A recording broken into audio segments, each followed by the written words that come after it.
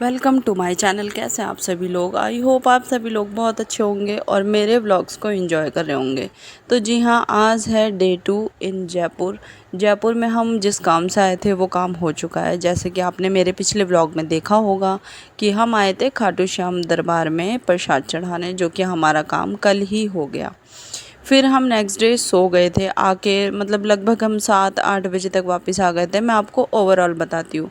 Morning में हम मेरठ से चले थे सुबह 6 बजे और दोपहर 2 बजे हम खाटू श्याम के दरबार में पहुँच गए थे। फिर वहाँ थोड़ी देर रेस्ट किया, खाना वाना खाया, नहाए धोए। उसके बाद तैयार होके 4 बजे हम मंदिर चले गए, क्योंकि द्वादशी थी तो मंदिर बंद नहीं था।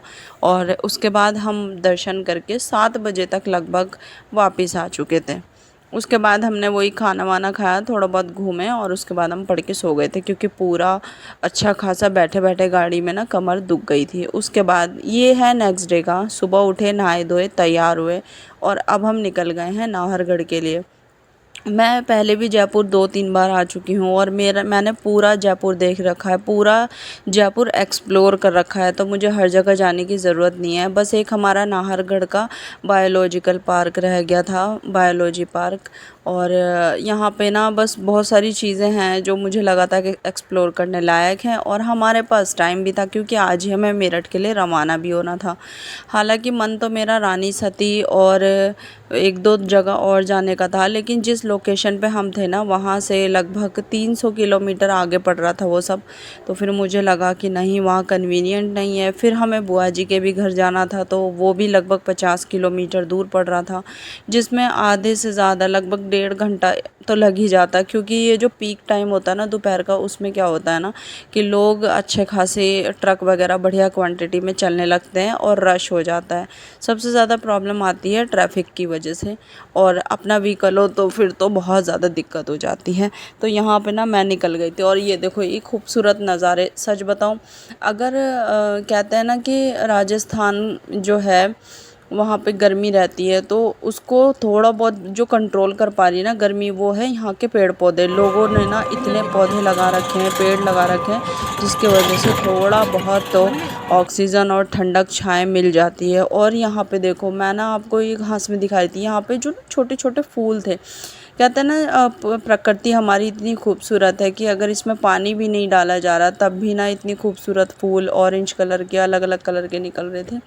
और यहाँ हम आ गए थे ज़ू के अंदर। तो मन तो था कि जल्दी जल्दी घूम लेंगे, लेकिन भाई है ही इतना बड़ा पोर्शन। अच्छा, जो ई रिक्शा अभी आपने देखा ना, वो ई रिक्शा आपको मेन गेट से लेके अंदर ज़ू के अंदर ला के छोड़ देता है। ज़ू के अंदर ना आपको कुछ भी अलाउड नहीं है। इवन मैंने सोचा था मैं अथव का प्रैम भी लेके चलूँगी, लेकिन वो अलाउड नहीं था। और यहाँ पे देखो, आपको मैं बिल्कुल जूम आउट करके दिखाती हूँ। ये छोटे छोटे बाघ हैं, बहुत छोटे बाघ हैं जिनके बच्चे घूम रहे हैं इधर उधर, और ये ऐसे लग रहे थे जैसे ये बिल्कुल एडल्ट हो, लेकिन ये बच्चे हैं।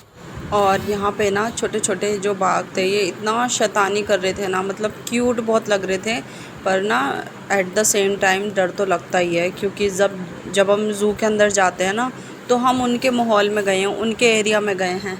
जैसे वो हमारे एरिया में आते हैं तो उन्हें हमारे से डर लगता है, ऐसे ह्यूमन बींग्स में हमें भी बहुत ज़्यादा डर लग रहा था। क्योंकि केज ना बहुत ज़्यादा बड़े बड़े नहीं थे वहाँ पे।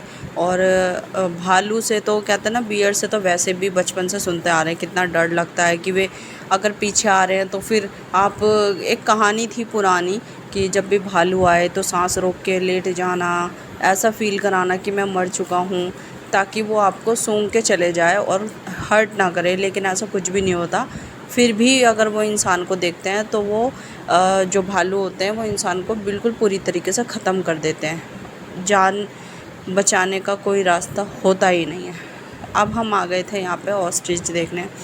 बहुत सारी चीज़ें ऐसी थी जो मैंने पहली बार देखी हैं, और बहुत नियर बाय में। भाई फ़ोन में, टीवी में तो बहुत सारी चीज़ें देखते रहते हैं, पर जो हमारी, कहते हैं ना, हमारी आँखों से ज़्यादा एचडी वर्ज़न किसी चीज़ का हो ही नहीं सकता। कोई भी कैमरा इतना एचडी वर्ज़न में नहीं होता, चाहे वो कितना एक्सपेंसिव हो, जितने हमारी नेचुरली आँखों का लेंस होता है। तो हमारी आँखें जो है ना, वो जिस तरीके से किसी चीज़ को देख सकती है ना, वो कोई कैमरा नहीं देख सकता।